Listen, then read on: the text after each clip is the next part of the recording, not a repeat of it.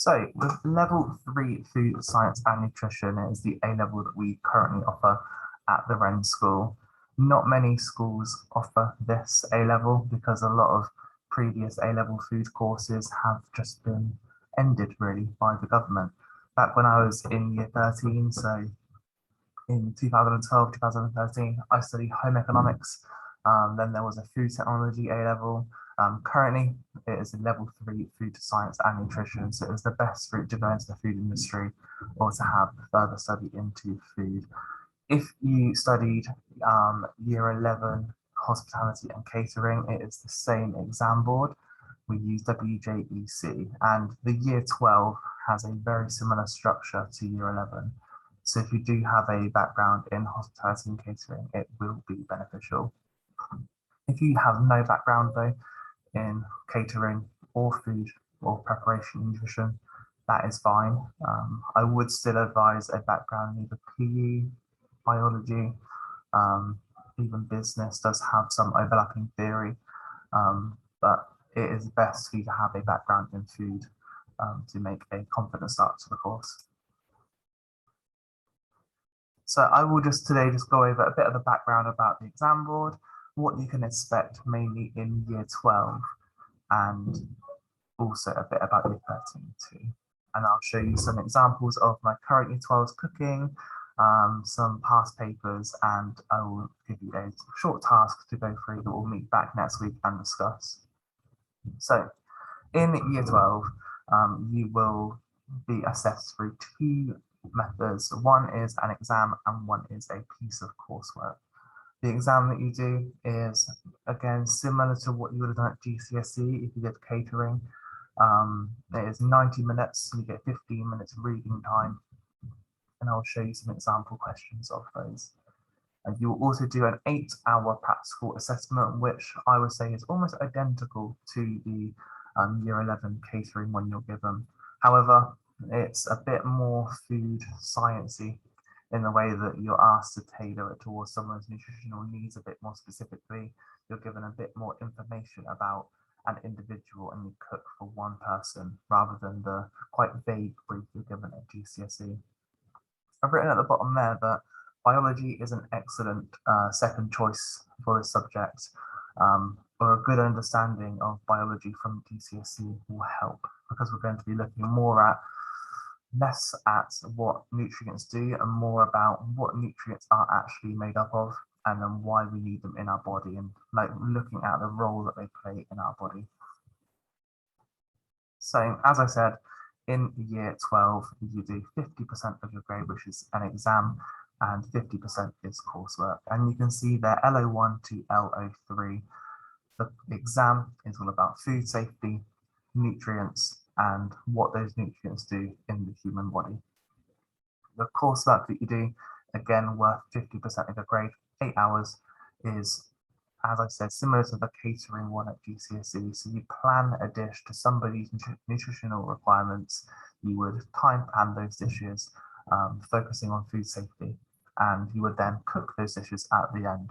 And throughout the year, you can expect a practical lesson or a double lesson or sometimes a full day dedicated to just cooking or practicing a skill that we'll be discussing in class, so that by the end of year 12, you're not just suddenly asked to cook a dish and have no idea how to cook it. We will practice some high-skilled cooking throughout the year.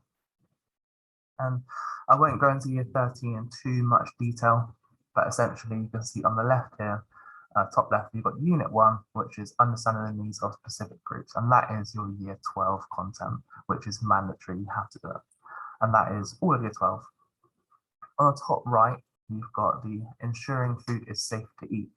Now that it's guided to take around half the time of year 12, and that is half of year 12's content. So you have to do those top two. And then Unit 3 at the bottom and Unit 4 at the bottom, these are optional. You have to choose one out of the two, but depending on the class, depending on what we as a class think is best to do, we'll do either Unit 3 or Unit 4. Unit 3 is more sciencey, experimenting with actual food to solve food production problems, working with things like packaging and additives, etc.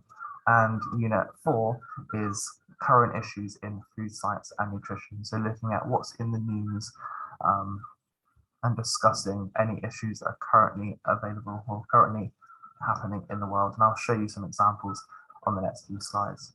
But just so you can visualize that down by GLH, which is guided learning hours, that year 12 at the top is 185 learning hours, which is all of year 12.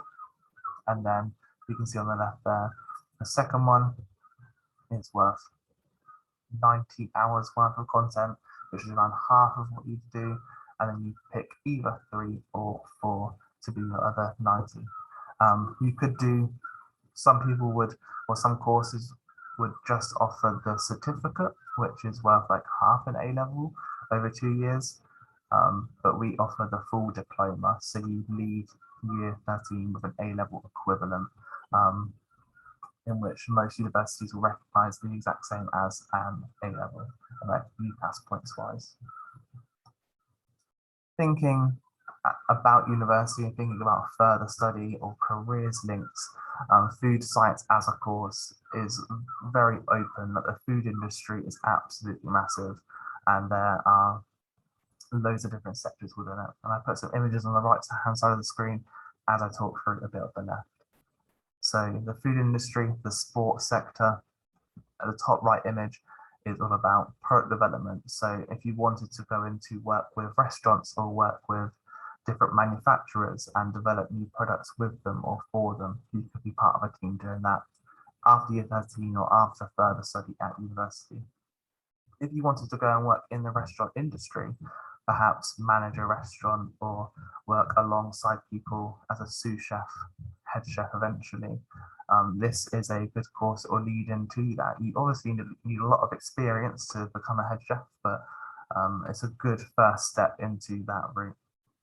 If you wanted that more nutrition approach to things, you could look at personal training qualifications. The understanding of nutrition that you'll develop in year 12 will help you with that massively. And lastly, at the bottom, like the nutritionist side of things, again, tailoring diet plans towards groups of people. You could work alongside the NHS, or you could work privately in creating diet plans for groups of people. Similar to the further study that I did at university, I did a bachelor's degree in food science or food and nutrition. There are currently, I've just looked online at lots of universities, there are loads of degrees still available, from Bath to Leeds, and Reading has an excellent food science course as well. And we'll look at any further study that you could do. So a big part of the course and of food is obviously the cooking aspect to it.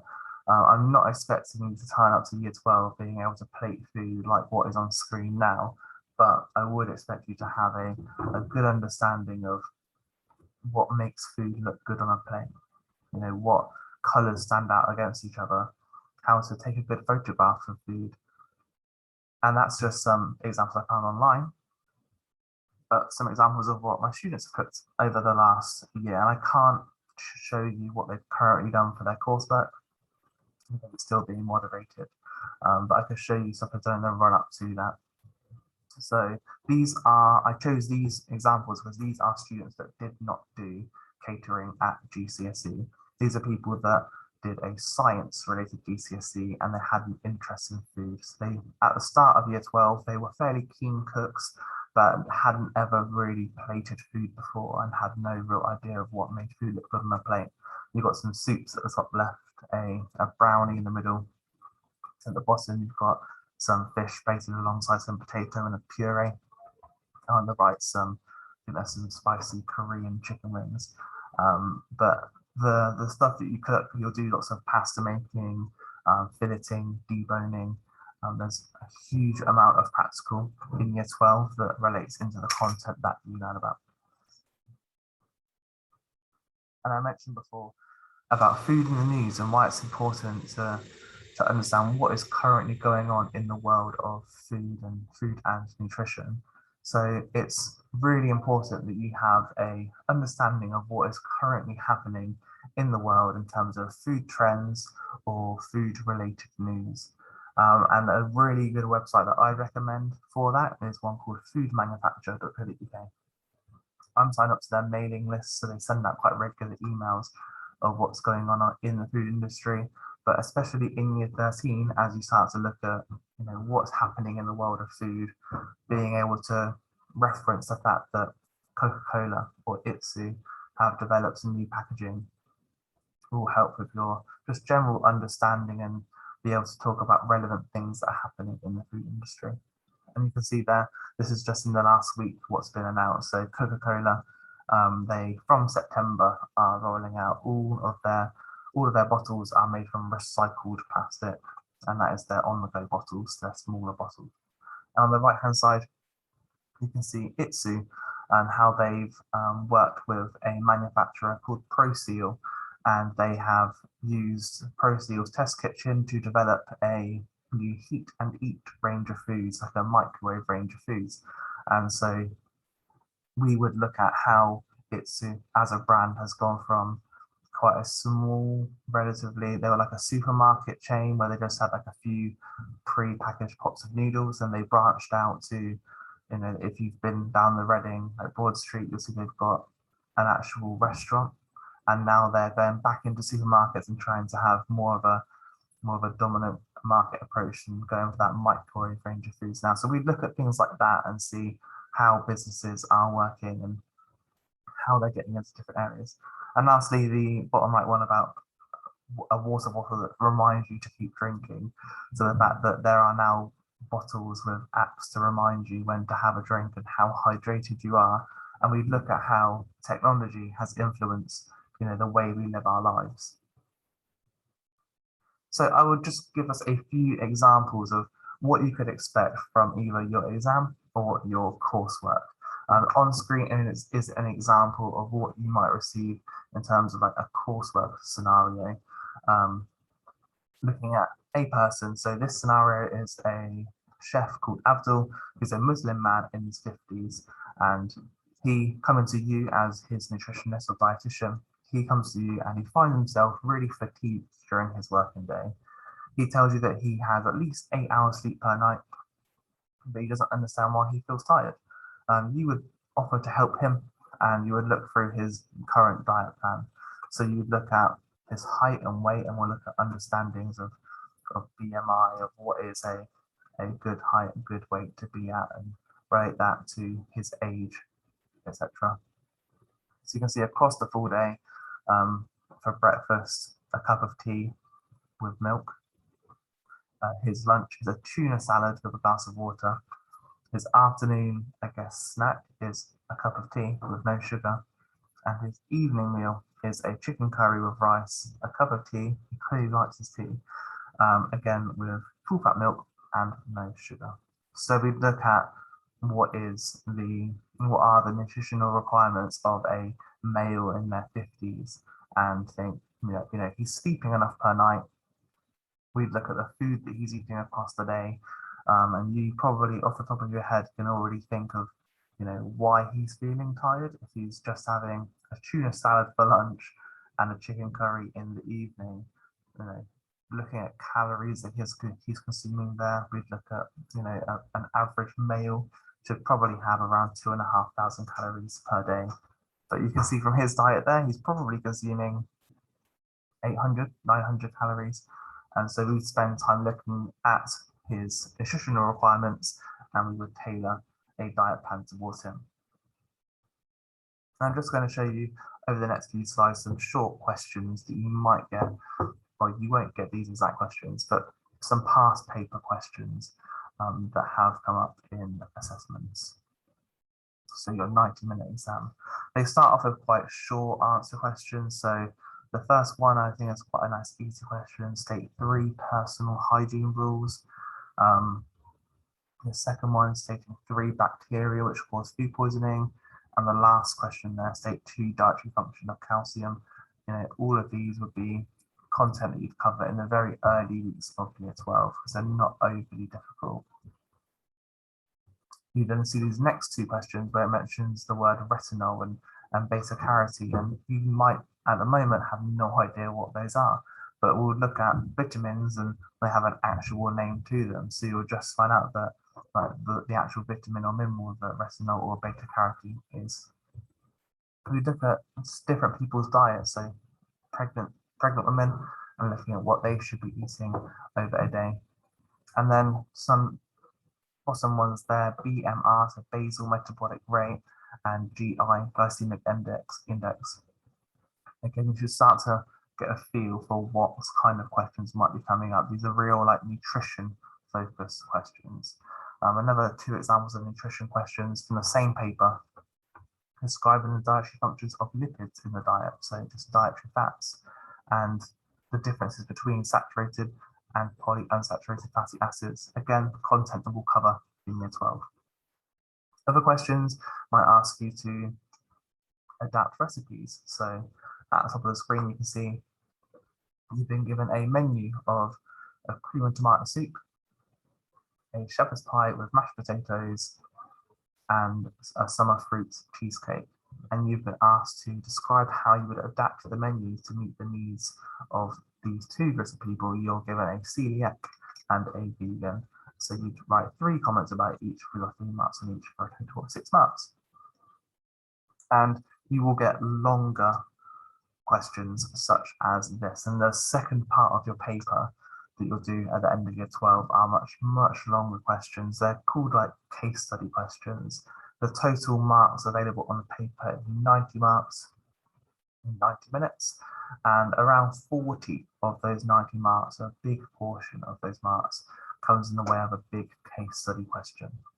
So previous examples of previous years have been this scenario. We've had one of a pregnant woman and asking what food she should be eating during pregnancy. We've had middle-aged men that are having quite a sedentary lifestyle and tailoring their diet towards them. But this is the one task that I would like you, the people that are watching this, to work on over the next few days. Looking at a scenario, and the top part of the screen here, this is the exact question or the exact scenario that came up, I think, in 2019's paper. So looking at a student, so Abby, a year 13 student planning to go to university. Whilst at university, Abby is looking to obtain a sports scholarship in conjunction with British Triathlon. Abby has limited spare time due to her strict schedule of training and competing. Abby's training involves at least 9 sessions per week to include swimming, cycling, running, strength and conditioning. She tries to eat meals made from fresh ingredients, and she avoids eating processed foods. You would also be given, along with that information, a basic diet plan for what she's currently eating across the day, and then you would be asked to analyze her diet. You would be asked to say, is it appropriate? You would then be asked to create a meal plan for her, and then justify why you've chosen that meal plan for a total, for all that, for a total of 40 marks. So a big portion of what you do in year 12 is about tailoring foods or tailoring a diet plan to a person's specific nutritional needs. I've put some extra information on the middle of the screen which you can read through, but I will attach this slide to the files tab on this recording, so you can go back and view this, or pause it when you go back if you wanted to and watch it on YouTube. But your task that I would like you to do before our next session, which is on Wednesday next week, I would like you to create a high protein shopping list and a basic meal plan for Abby. So you've looked at what her schedule looks like, and you'll give us some extra information in the middle here. And I would like you to just create a shopping list and a basic meal plan for her. And then on Wednesday, if you send it to me via email or you post it into the chat as we're going through it, and we'll look through the meal plans that we've come up with, the shopping list that's there as well, and just Monday to Friday's food and drink of what she's eaten. But before Wednesday next week, if you want to contact me at all, or if you are wondering or you've got any questions at all, please do contact me either through emailing me, and my email address is on screen, and our next session is on Wednesday, the 7th of July, and it's lesson 1, so for you that'll be 9:20 a.m. So if you complete the task on the previous slide before then, but in the meantime, if you have any questions at all, I'll pause the recording for now, but put any of your messages in the chat, and I will speak to you all again on Wednesday next week.